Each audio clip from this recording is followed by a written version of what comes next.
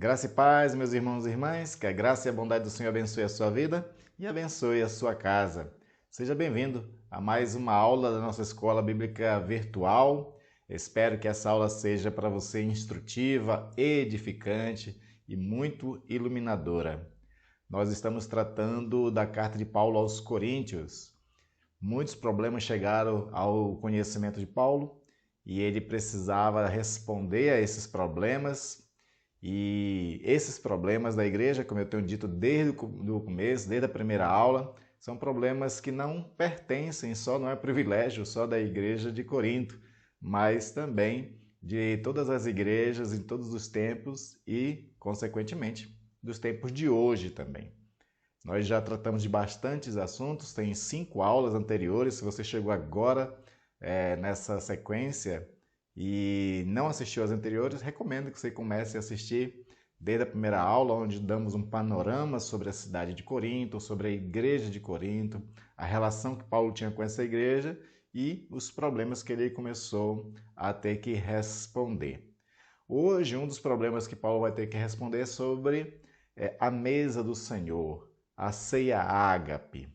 No começo do capítulo de 1 Coríntios, Paulo ele já trata ali de um problema que a igreja enfrentava, que era a divisão, facções, brigas entre irmãos.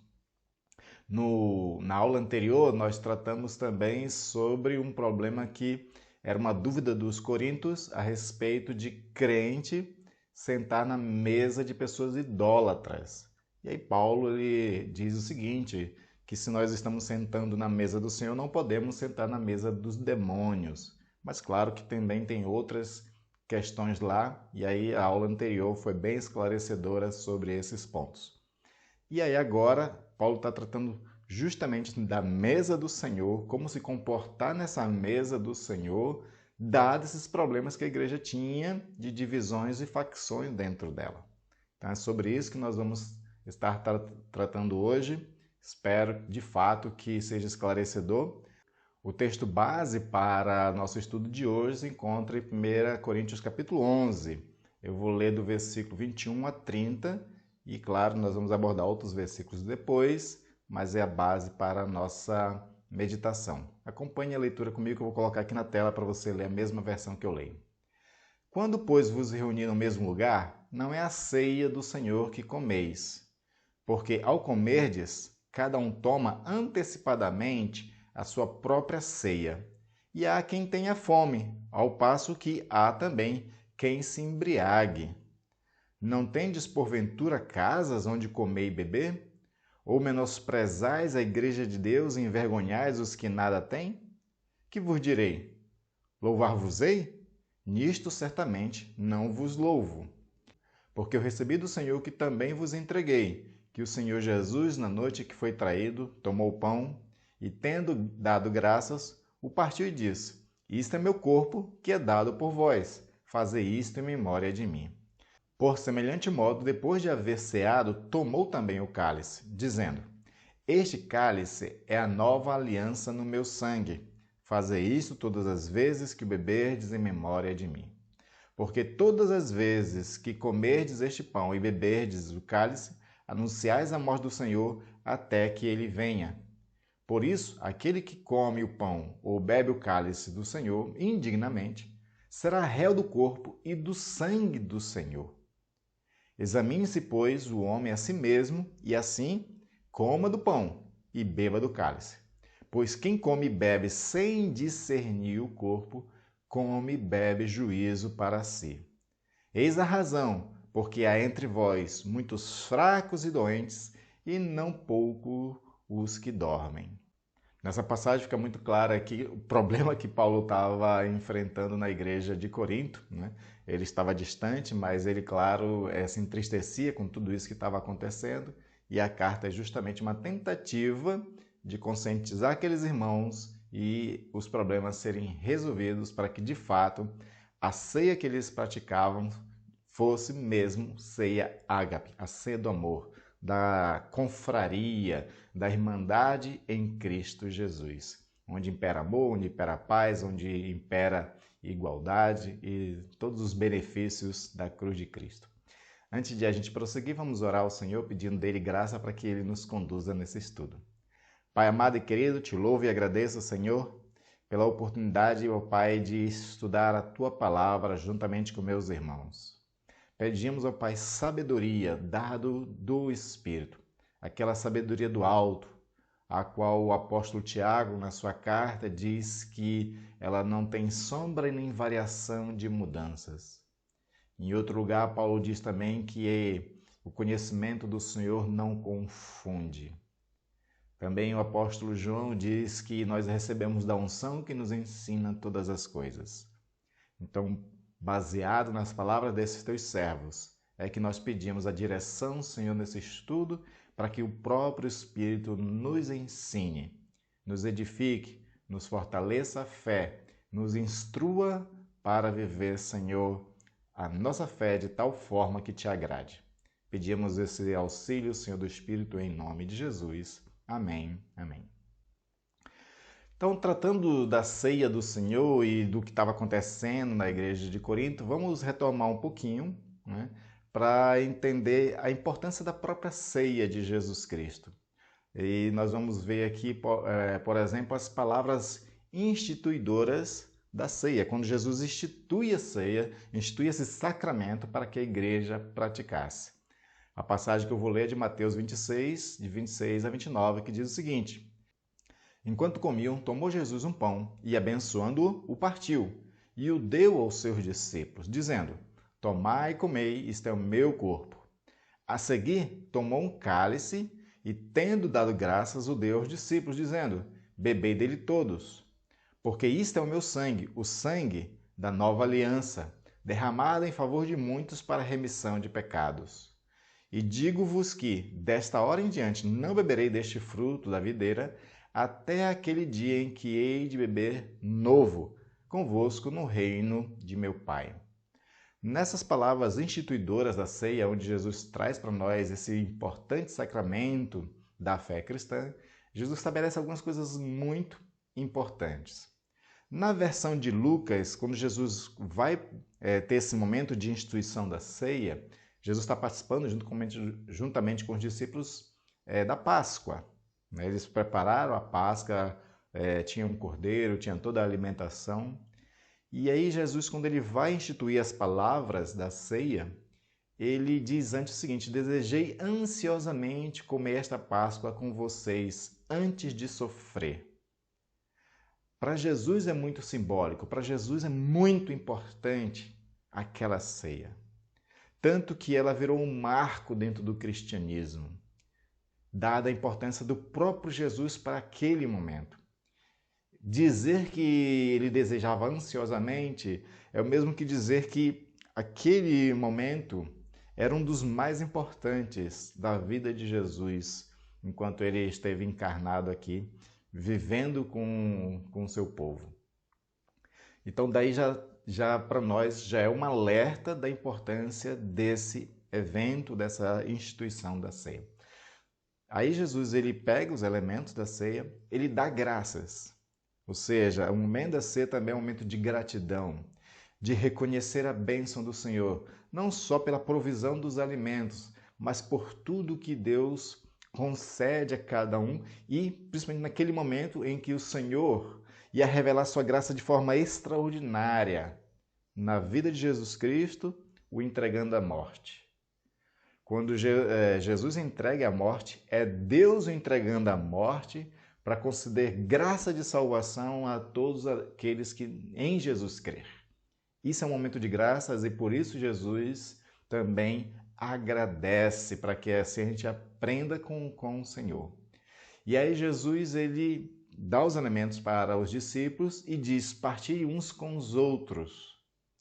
E aí você tem o momento da partilha, nesse momento da instituição, onde os 12 discípulos, juntamente com Jesus, vão comer do mesmo pão, vão beber do mesmo cálice, partilhando um com os outros, confraternizando-se uns com os outros, sendo iguais nesse momento. Essa que é a importância da partilha. E aí Jesus, ele diz assim: eu não beberei de novo do fruto da videira até que venha o reino de Deus. Ou seja, Jesus agora ele aponta para um futuro. Aquilo era o último momento que Jesus tinha com os discípulos de refeição, de participar de uma mesa, de uma coisa que é tão importante na cultura judaica. Na cultura judaica, a importância de sentar-se à mesa e comer uns com os outros traz para o coração desses partícipes a ideia realmente de igualdade, de bênção, de prosperidade por conta do alimento que está sobre a mesa. Traz também a ideia de uma comunhão profunda.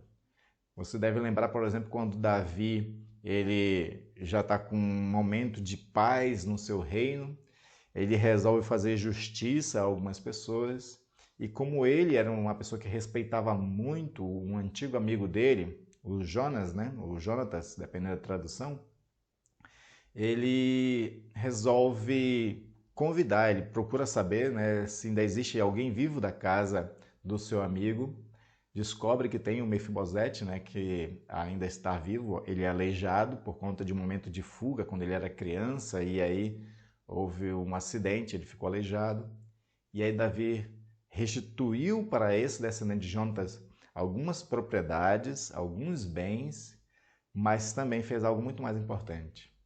Convidou Mefibosete para sentar-se à mesa do rei e comer com ele. Isso era muito importante para o coração de Davi, que estava buscando fazer justiça a um amigo muito amado, e também muito importante para a vida do próprio Mefibosete, dado o privilégio de sentar-se à mesa do rei. Esse mesmo Davi, que tinha uma compreensão profunda dessas coisas, ao escrever o Salmo 23, que é um salmo de alguém que está sendo perseguido, que está vivendo em um momento de fuga, de momento de dor, de ameaças, onde ele conta com Deus sendo o seu pastor, onde o refrigera, onde dá alimento, onde tira ele do vale da sombra da morte.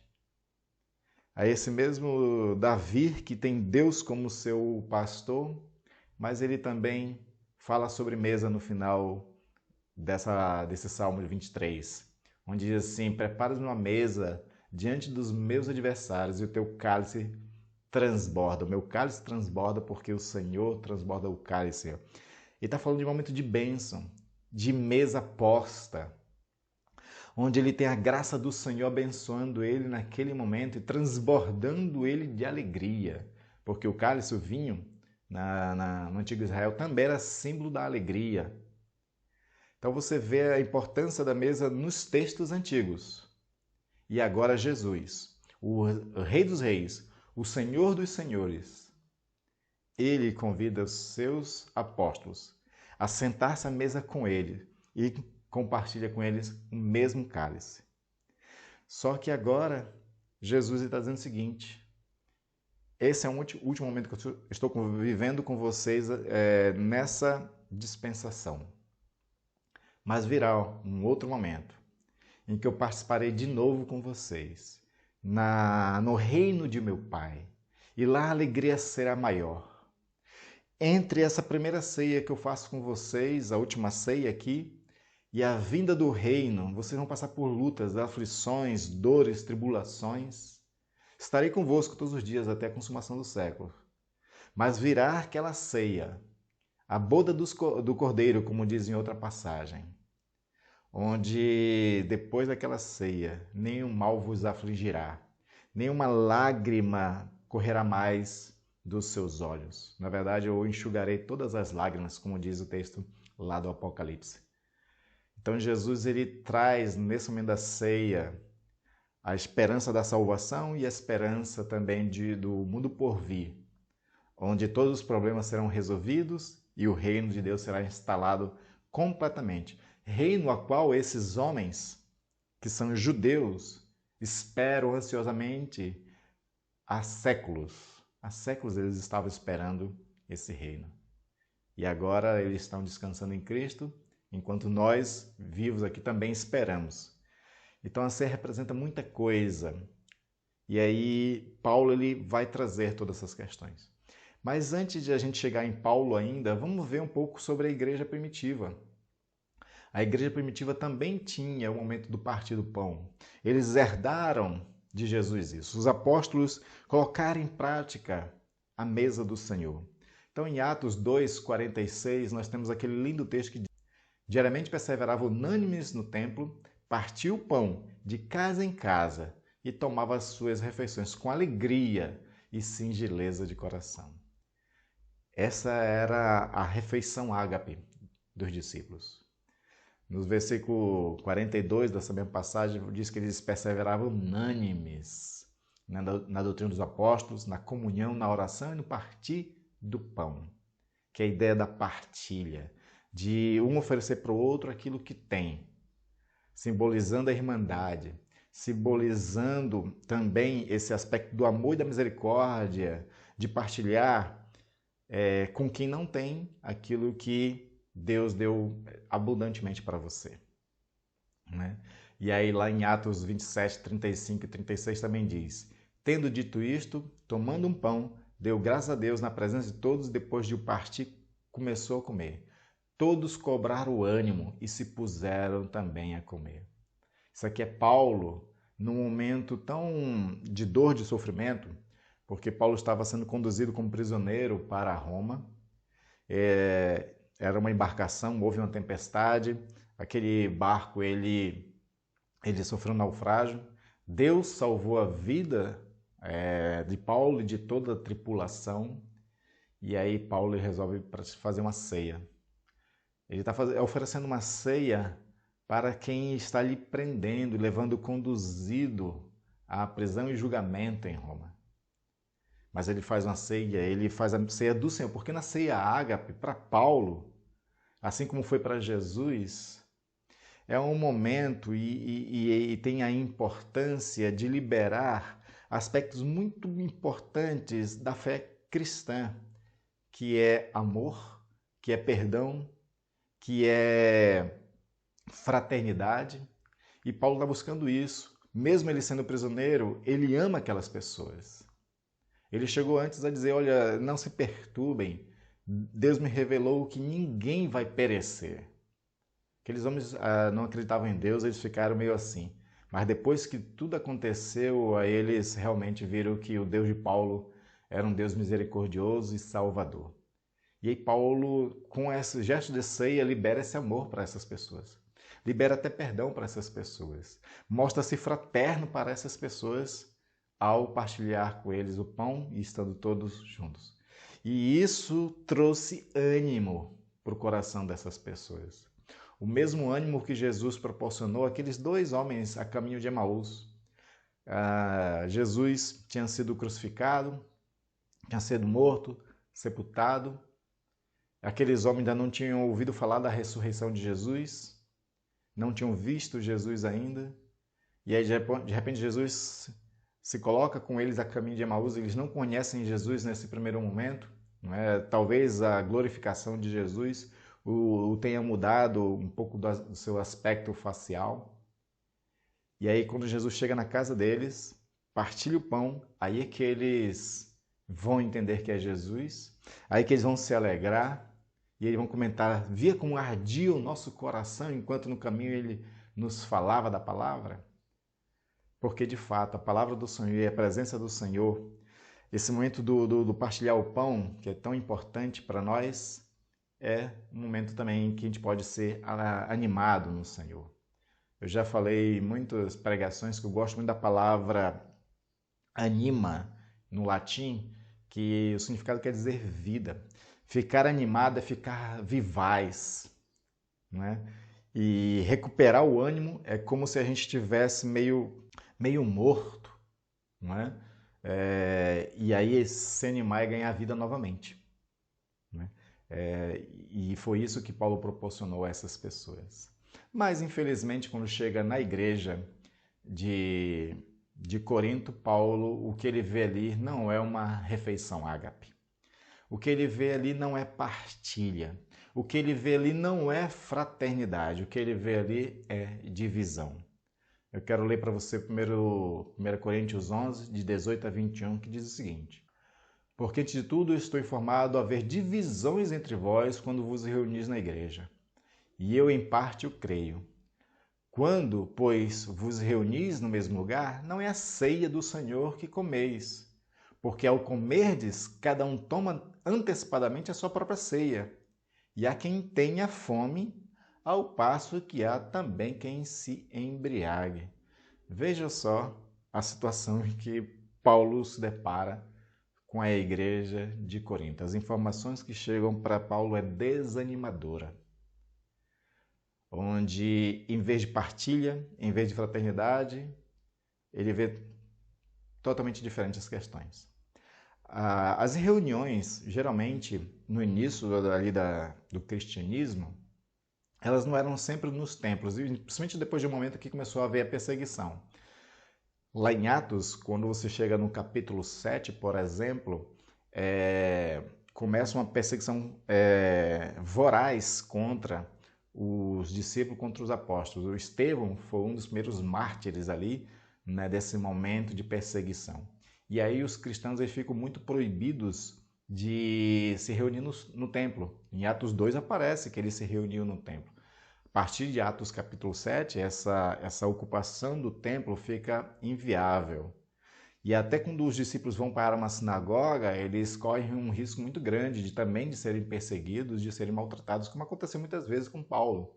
Paulo ele foi muitas vezes buscar pregar o evangelho de Jesus Cristo em sinagogas, porque ele era um judeu, ele vinha de uma corrente do farisaísmo, né? Ele foi aluno, né, dentro da escola farisaica, então ele tinha liberdade, né, e digamos assim, titulação para poder se colocar numa sinagoga judaica e poder abrir a palavra e ler, pregar a palavra para aquelas pessoas. Mas quando ele se referia de Cristo, aí vinham as perseguições, vinham os açoites, como ele mesmo disse, que sofreu.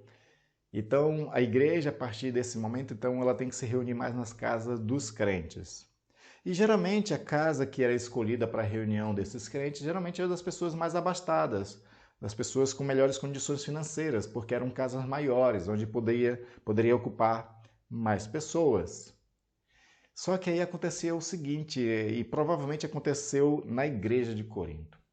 Essas casas, apesar de elas serem grandes, mas ela não comportava todos os crentes num único cômodo. Então separava-se cômodos para as pessoas. E aí, nessa questão de reunir pessoas num cômodo e reunir pessoas em outro cômodo, é que se formava aquilo que nós chamamos hoje de panelinha, né? Então, as pessoas do certo grupo social se reuniam numa sala melhor e as pessoas com baixo nível social financeiro em outra sala. Esse pessoal não se misturava. Veja só a situação em que se encontrava muitas igrejas naquele momento da igreja primitiva, né? Então a igreja acabava se dividindo nessas casas em pequenos grupos, baseado ali na classe social, digamos assim, das pessoas. E essa divisão proporcionava o quê? Uma perda do espírito de fraternidade, né? Era isso que era o principal problema que acontecia, né? Esse desprezo às pessoas mais simples foi a causa de Paulo, por exemplo, em 1 Coríntios capítulo 12, falar ali sobre a questão da importância dos membros. Lembra que ele dizia assim, olha, um olho não pode dizer que é mais importante do que a mão, o pé não pode dizer que é mais importante não sei do que, a orelha, né?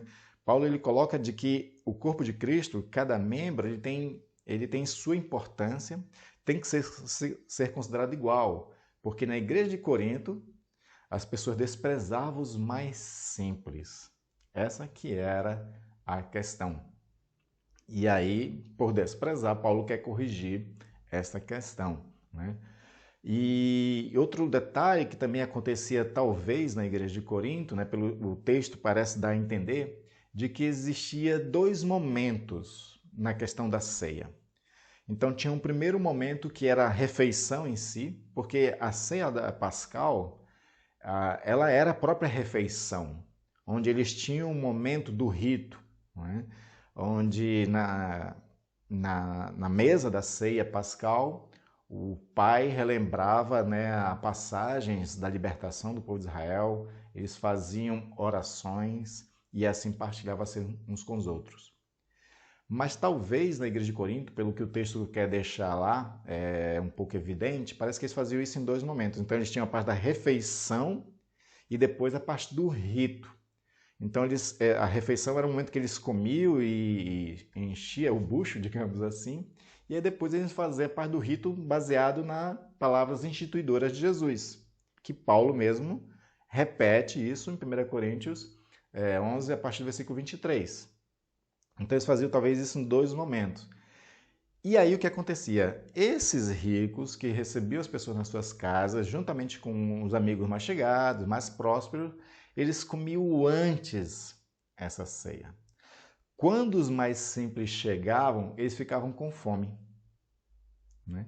Enquanto que os outros já estavam embriagados. Olha só a questão, né? Porque Paulo chega a dizer isso, né? Uns ficam com fome e outros chegam até que se embriaga, porque eles tinham comido, se fartado, e ele, né, bebia vinho, bastante coisas assim. E aí depois que eles iam fazer a ceia, aí quando eles iam fazer o rito, né, baseado nas palavras instituidoras de Jesus, Paulo está dizendo que, olha, isso aí que vocês estão fazendo, essa reunião, já não é mais ceia do Senhor. Pode ser qualquer outra coisa, menos a ceia do Senhor, porque não está havendo a partilha, não está havendo a fraternidade, não está havendo a lembrança do que Jesus fez. Porque lembrar o que Jesus fez é instituir para a nossa realidade o que tudo aquilo representa. É isso que Paulo queria colocar. E aí Paulo ele traz uma recomendação que mais tarde a igreja vai adotar, que é a ideia de que cada um coma na sua própria casa. Então, a partir de um certo momento dentro do cristianismo, a ceia ágape, o momento da ceia do Senhor, não é mais a refeição, é só o rito, onde as pessoas comem antecipadamente em casa mesmo e quando vão para a reunião cultica, já participa lá somente do rito, baseado nas palavras que Jesus disse e tornou-se tradição, tanto que Paulo fala sobre essa questão, né? Quando ele vai falar sobre as palavras de Jesus, assim, a tradição que eu recebi é mesmo que vos ensinei. Então, possivelmente, Paulo tenha dado aí a deixa, né, para que fizéssemos como fazemos hoje. Hoje, todo mundo, quando vem para um culto, já tem se alimentado em casa e ali nós participamos no culto somente do rito, né, da parte cerimoniosa da ceia, né? Mas a ideia principal do que Paulo queria é que as pessoas, quando viessem ao culto, é que as pessoas viessem em reverência, considerando toda a importância da ceia, e viessem em autoexame. E o autoexame que Paulo queria que essas pessoas atentassem é para o corpo de Cristo. Na teologia de Paulo, o corpo de Cristo é muito importante, porque o corpo de Cristo somos nós. A igreja reunida, a igreja como povo da fé, ela se torna santuário de Deus. E para que ela de fato seja um santuário de Deus, ela precisa estar unida, unificada, em comunhão. Então, a mesa pascal de Paulo ganha uma outra dimensão a partir do problema que ele constata na igreja de Corinto. Vou ler para você 1 Coríntios 11, 33 e 34, onde Paulo diz o seguinte: Assim, pois, irmãos meus, quando vos reunis para comer, esperai uns pelos outros. Se alguém tem fome, coma em casa, a fim de não vos reunirdes para juízo. Paulo ele faz essa recomendação, né, que eu falei, de comer em casa antes. Quando participar da reunião, né, cultica, um espera pelos outros, para que nesse esperar um pelos outros façam as coisas direito.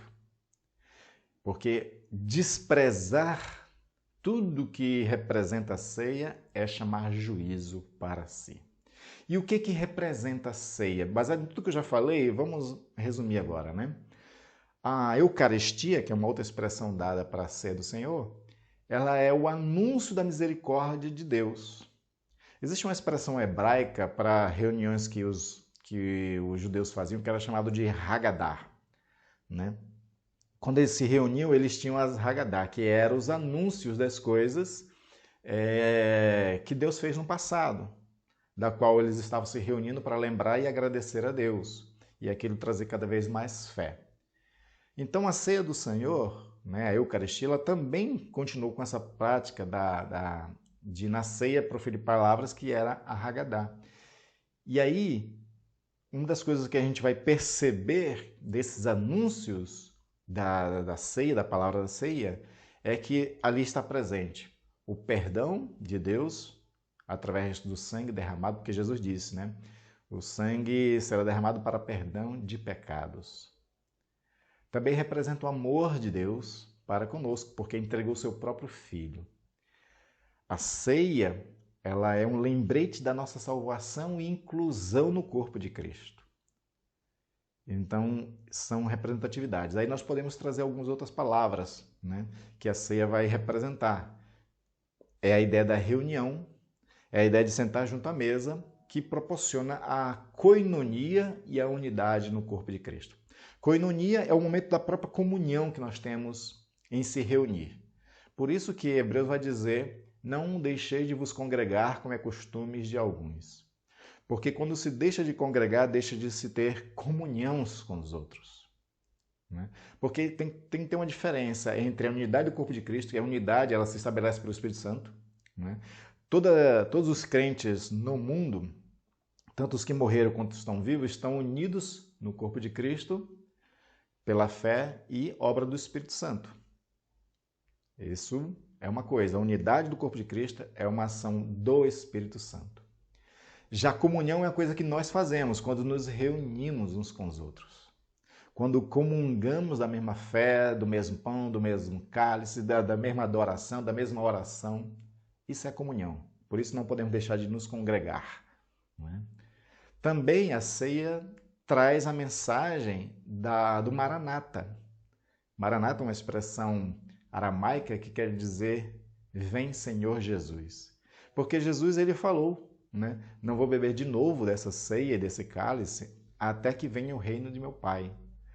Então tem esse momento, a ceia de apontar para o futuro e colocar em nosso coração a esperança escatológica da vinda salvadora de Jesus Cristo, gloriosa, onde vai transformar tudo e trazer de fato o reino de Deus de forma plena, né? Para nossas vidas. Então a ceia, a Eucaristia, representa tudo isso. Perdão, amor, salvação, inclusão, comunhão, unidade no corpo de Cristo, o anúncio da vinda de Jesus e que nós temos que esperar esse Senhor. Né? Paulo quer colocar para a igreja de Corinto que a mesa do Senhor deve ser um lugar de confraternização e de bênção, não um lugar de divisão, de vergonha e de juízo. Né? Porque existia divisão na igreja, Paulo se envergonhava daquela situação, por isso que ele diz em muitos momentos, eu não vos louvo por causa do que vocês estão fazendo. Porque não tem o que louvar ali, né? Tem que se envergonhar. E quando ele se reuniu dentro desse padrão de divisão, de falta de amor, de falta de confraternização, de falta de sentimento de igualdade e até de solidariedade, porque deixava algumas pessoas com fome, então eles estavam comendo juízo para si. As próprias ceia ia apontar para eles no dia do juízo e ia mostrar o erro deles. E Paulo não queria isso para a igreja de Corinto, assim como Jesus não quer isso para a igreja do Senhor hoje. A igreja do Senhor é, juntamente com a ceia, o lugar da confraternização e da bênção, onde nós partilhamos uns com os outros, anunciamos o amor, vivendo esse amor uns para com os outros, vivendo em comunhão uns com os outros, deixando todas as diferenças de lado. Né? Eu gosto daquele cântico que fala, né, de todas as tribos, povos e raças, muitos virão te louvar. Ou seja, o povo de Deus é feito dessa diversidade. Povos, línguas, nações, etnias, né, de cor, de status social. Existe uma diversidade e o que torna o reino de Deus, a igreja do Senhor bela, é essa diversidade. Mas essa diversidade só traz beleza quando ela é feita em amor. Quando de fato amamos uns aos outros. A nossa divisão que nós temos de igrejas hoje, ela é vergonhosa. Tudo bem que a gente, né, tenha igrejas diferentes, porque existem pessoas diferentes, como eu falei de diversidade, né? Então, de fato, tem cristão que gosta de cultos animados, onde tem bate-palmas, alegria, pessoas que pulam, né, na hora do louvor. É um grupo, um perfil de pessoas que gosta de culto assim e é bom que tenha igreja assim para essas pessoas. Por outro lado, existem pessoas que gostam de um culto mais formal, né, somente com hinos. Não é um perfil, é uma característica e graças a Deus existem igrejas assim para esse tipo de pessoas também. Então nós temos diferentes tipos de igrejas para cada tipo diferente de pessoas que se encaixam nessas igrejas e se sentem bem lá onde elas estão, servem a Deus e tudo. O que é ruim dessas divisões é que elas brigam umas com as outras. Umas se acham melhor do que as outras. Até um tempo atrás, para você ter uma ideia, tinha igrejas que não ministrava ceia, não concedia ceia para um irmão batizado de uma outra igreja, porque o tipo de batismo era diferente. Porque um era por imersão, o outro é por aspersão. Esse tipo de divisão e de desprezo que se tem pelo outro, isso que é danoso no cristianismo. Hoje nos dividimos por causa de doutrina. Né? Brigamos por causa de doutrinas. Tem igrejas sim e irmãos que se acham melhor do que outras igrejas, de que outros irmãos. E aí se divide por conta dessas questões. E isso é vergonhoso na linguagem de Paulo. Nisso Paulo não louvaria a igreja do tempo presente. Então, além dos problemas internos que uma igreja local tem às vezes, por falta de comunhão, de fraternidade, por falta de amor para com o próximo e tudo mais, ainda existe também esse problema das igrejas umas com as outras, que aí seria pecados institucionais, digamos assim. Né? Isso é algo que nós, como cristãos, precisamos resolver. E isso só se resolve com muita maturidade espiritual, com sabedoria do alto, com negar a si mesmo e deixar que o Espírito Santo haja no meio da igreja, unificando a igreja do Senhor. Né? A gente não precisa unificar as igrejas numa única denominação. Não, a gente não precisa disso. Mas nós, como igrejas e instituições diferentes, a gente pode dar a mão uns para os outros para fazer a missão de Deus, para fortalecer o reino de Deus, comungando uns com os outros. Quão belo seria que no aniversário de certas igrejas, por exemplo, aniversário da Igreja Presbiteriana Independente do Brasil, tivesse presente num culto simbólico ali, unindo-os, representantes da Assembleia de Deus, da Batista, de várias denominações cristãs que professam a mesma fé em Jesus Cristo, comungando ali um grupo representativo, mas simbolizando para todo o resto que nós somos um só corpo em Jesus Cristo, onde vai havendo respeito mútuo, havendo concórdia, havendo espírito de fraternidade. Essa seria a igreja que Jesus louvaria. Amém? Espero que tenha ficado compreensível para você esta lição de hoje. Se algo não ficou tão claro, você pode fazer uma pergunta nos comentários e aí eu respondo na próxima aula. Que Deus abençoe sua vida e até a nossa próxima aula.